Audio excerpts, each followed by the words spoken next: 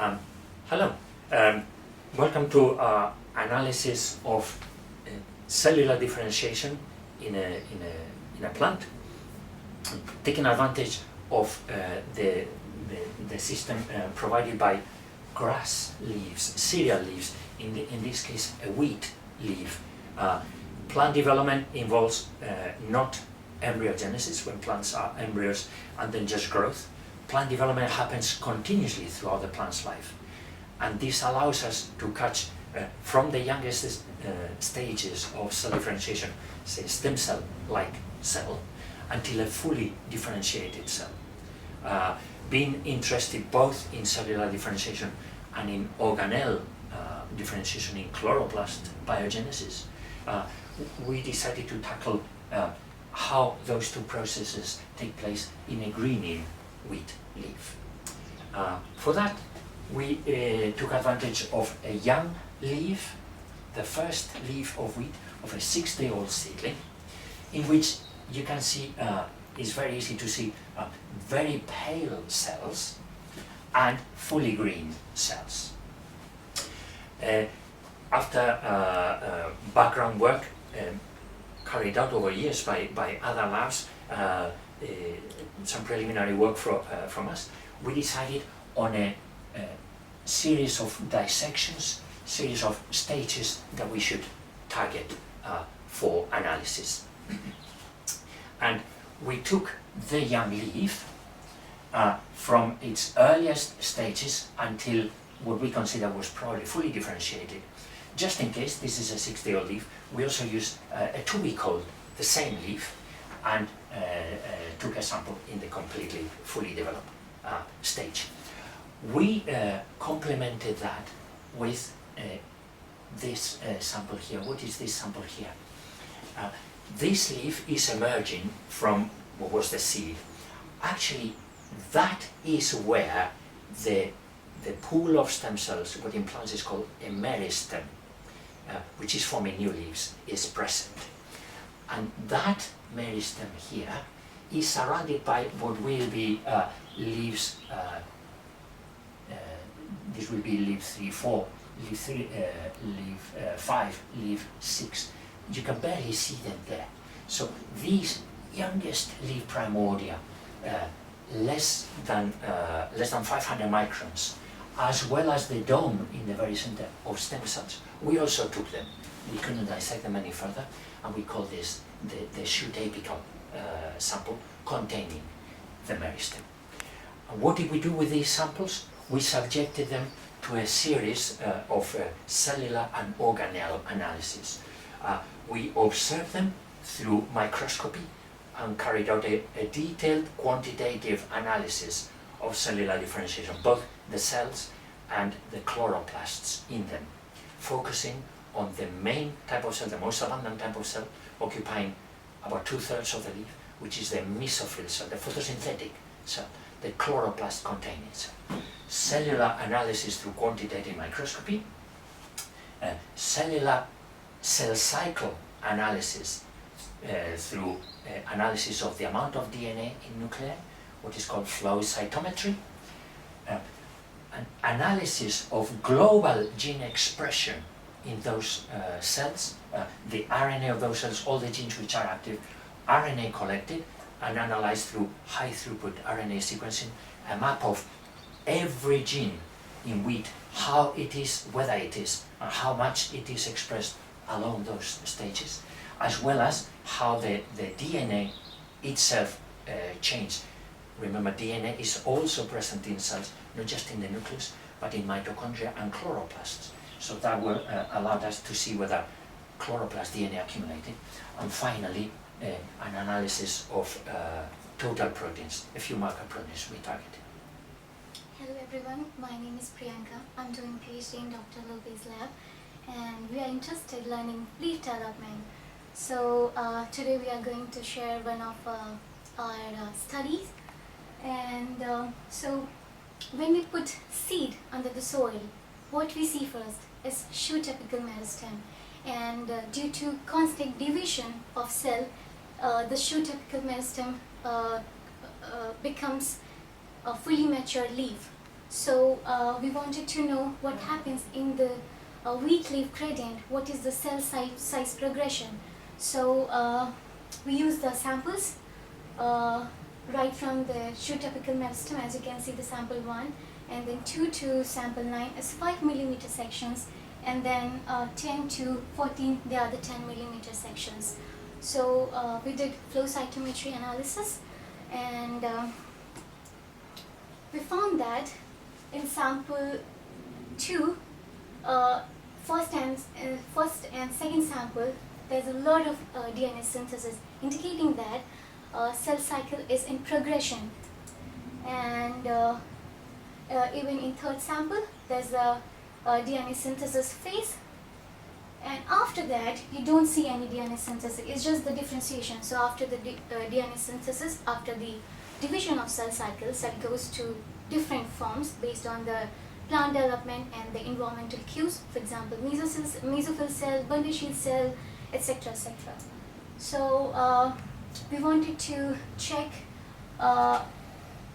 so this is the regulator of cell cycle, is called retinoblastoma related protein. Through immunoblot analysis, we found that this RBR protein is present from sample 1 to sample 6 and 7, and this is inactivated by phosphate group. So when it is phosphorylated, this inhibitor is inactivated and cell cycle is in its progression. As you can see, the pink color is indicated by the S phase, that means the cell division is there. And from our global gene expression data, we obtained some of the important cell divisional genes, as you can see, and they are expressed highly in first 3 samples. So yeah, thank you. Hello everyone, my name is Naresh Lodhia. I'm a postdoctoral research associate. I'm working with Dr. Lopez. So in this picture here, we are showing you the microscopy analysis, cells obtained through DIC microscopy. As you can see, the sample sections numbered as 1 to 15. Mesophyll cells in this picture are taken along the leaf gradient of the wheat leaf analysis that was mentioned earlier. So what we see is that when you look at the cells at the base, particularly 1, 2, 3, the cells are much smaller and mostly filled with the nucleus.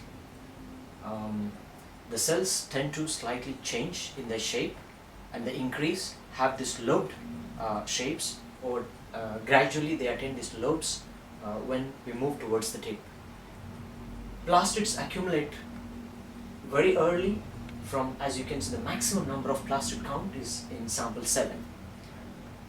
Till this point, we barely see any greening.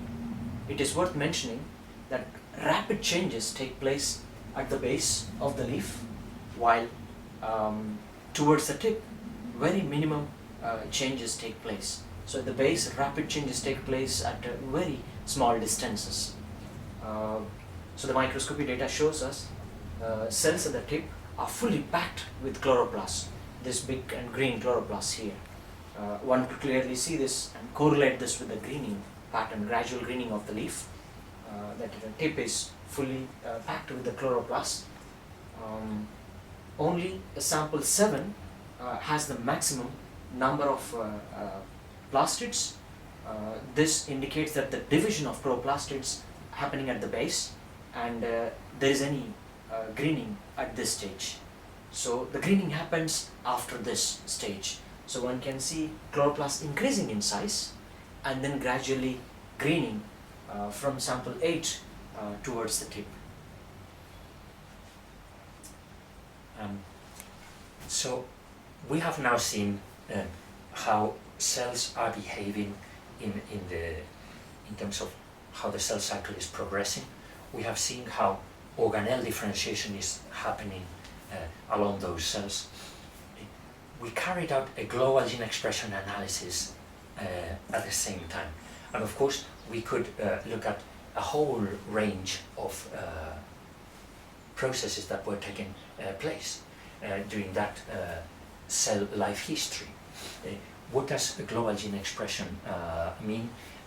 It means one extract RNA copy it as cDNA, and then sequence, high throughput sequence, thousands, hundreds of thousands, millions of copies of cDNA obtained from one sample. And so the number of times that you sequence a particular cDNA, the cDNA of a particular gene, gives you an idea of how active this gene was, how many copies of mRNA were being produced, therefore how active that gene was. And the data you obtain are ginormous, they're mind-bogglingly large, and they need to be analyzed computationally. So you can ask a computer to do a statistical test, a principal component analysis of the different samples. We obtain each sample in triplicate, and the computer tells you actually these samples, you see the 3 triplicates mapped super clearly. These samples, their variances can be mapped along these 2 axes, or if you have a third axis, along these 3 axes. And you see progression of differentiation from the first, second, third, fourth, etc., until sample 15. The samples represent very different stages of life history. You can find what genes have the greatest influence in where samples are positioned, and you can see that the first component represents metabolism, biosynthesis versus photosynthesis at the beginning or at the end. The second component represents a stage in the middle, at which plastic organization is happening. As it so happens, cell wall is also being synthesized. The third component, which accounts for much less of the variance, represents protein transport processes that begin to set on in cells that are becoming old, which will become senescence, removal of material for younger cells. And we can also cluster those genes. This is what we call a heat map. We can represent how each gene is expressed through a value, a Z-score, that represents whether it is expressed at high or low levels relative to other samples, and visualize that as color. Red means high, blue means low for each gene. And you can cluster genes in patterns. A computer identifies genes with similar patterns that peak at different stages of the 15 samples. And then you can also use computational approaches to identify what process, what types of gene show this kind of pattern, or this kind of pattern, or this kind of pattern. And then you see that a whole set of control processes, transcription control, as well as cell cycle, was happening in the meristem on the very base of the leaf. Later on, cell growth was happening, ribosomal protein genes. Later on, cell wall was building up. Later on, plastic growth, plastic ribosomal protein genes were building up, etc., etc. Only at the end, photosynthetic genes were turned on, only in the samples 8 onwards there. So we have a global view of cellular differentiation, which includes organelle differentiation in it. We won't go through all the details, but this is the kind of summary you come up with. You look at what cellular processes are happening, and the primary cellular processes are cell proliferation, cell cycle, then cytoplasmic growth, translation, the buildup of new materials, new proteins, which are built in the protein building factories, which are ribosomes, and then cell expansion, which is associated with the buildup of the cell wall in which each plant cell is encased. And you can look at the organelle processes, focus on the chloroplast processes, and you see again these 2 stages, the plastic proliferation, which accompanies DNA replication in the chloroplast, which accompanies the import of proteins producing the cytosol into the developing organelle, etc., etc. What you could call plastic build-up processes. Plastids are built before they become photosynthetic, and then there is this second stage in which the buildup of the photosynthetic apparatus takes place. We can see it visually by the cells greening, and cells, mesophyll cells, become active at what they do, which is act as solar panels filled with solar cells, producing the food that we eat, the bread, the pasta, etc., etc., everything which cereals, wheat, all crop plants give us. My name is Enrique Lopez. I am very fortunate to share the lab with Naresh Lodhia, Priyanka Mishra, Dr. Lodhia is Mishra, a postgraduate student in the lab, who are co-first authors of the publication in which this is being put in the public domain. Thank you very much.